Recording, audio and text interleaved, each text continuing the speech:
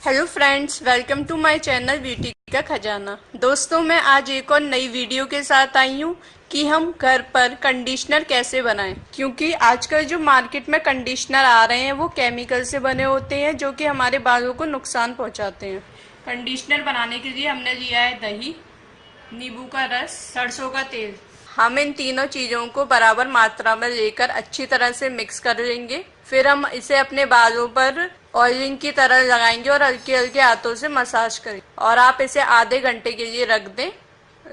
इसी तरह से आप इसे आधे घंटे के लिए लगा रहने दें। फिर उसके बाद आप इसे ठंडे पानी से वॉश कर लें और आप इसे हफ्ते में 2 से 3 बार जरूर ट्राई करें और इससे आपके बाल एकदम नेचुरल हो जाएंगे। अगर आपको मेरी वीडियो अच्छी लगे तो इसे लाइक करें, शेयर करें और साथ ही मेरे चैनल को सब्सक्राइब करना बिल्कुल ना भूलें। Thank you.